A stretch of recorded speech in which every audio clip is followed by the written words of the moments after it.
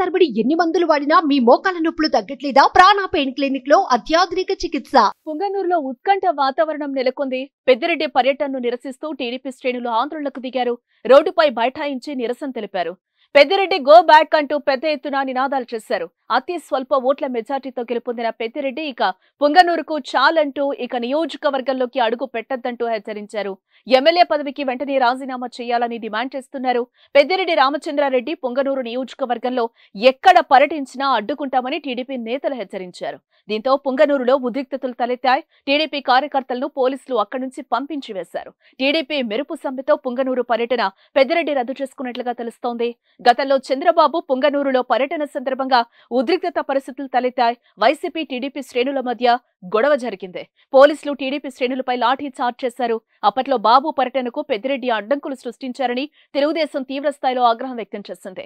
ఇప్పుడు కూటమి గెలిచి చంద్రబాబు సీఎం కావడంతో ఎమ్మెల్యే పెద్దిరెడ్డి పర్యటనకు వీల్లేదని టీడీపీ నాయకులు నిరసన చేపట్టారు. తెలుగుదేశం శ్రేణులు రోడ్ల మీదకి రావడానికి కారణం వైఎస్ఆర్సీపీ నాయకులు. ఈ ఉదయం ఎంపీపీ భాస్కర్ రెడ్డి, మాజీ ముడా చైర్మన్ వెంకటరెడ్డి యాదవ్ గారి అనుచరులు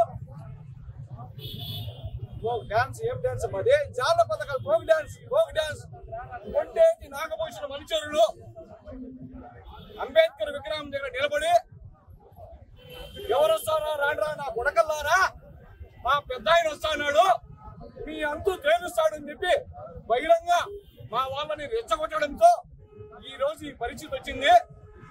అయ్యా, ప్రజాస్వామ్యం ఇది, ఎన్నికలు అయిపోయినాయి, ప్రజలకు సేవ చేసే కార్యక్రమం చూద్దాము.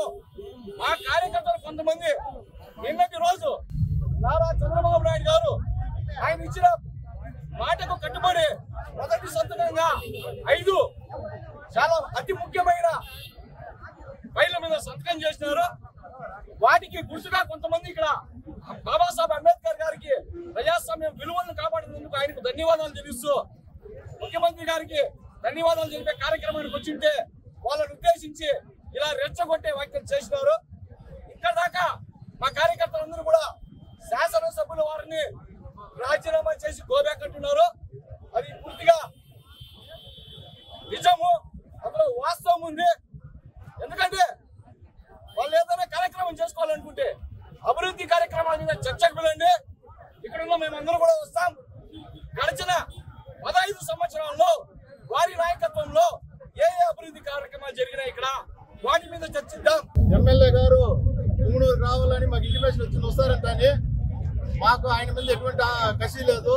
కాకపోతే చంద్రబాబు నాయుడు గారు 14 ఏళ్ళు సీఎం అని చేసి కుప్పానికి వెళ్తుంటే చంద్రబాబు నాయుడు గారిని అడ్డుకున్నారు. కుప్పంలోకి రానియకుండా అడ్డుకున్నారు.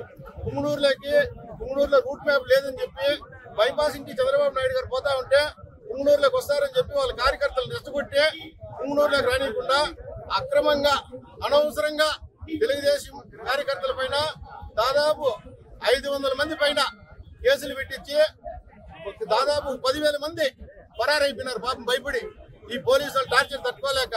దానికోసమని ఈ రోజు నువ్వు ఏం అర్హత పెట్టుకొని పుంగనూరులోకి వస్తావు అని చెప్పి ప్రశ్నించడానికే మేము ఇక్కడ ఉన్నాం. ఆయన వస్తే ఖచ్చితంగా అడ్డుకుంటాం. అడ్డుకోకుండా సమస్య లేదు. చంద్రబాబు నాయుడు గారిని ఎన్నిసార్లు కుప్పంలో అడ్డుకున్నారు.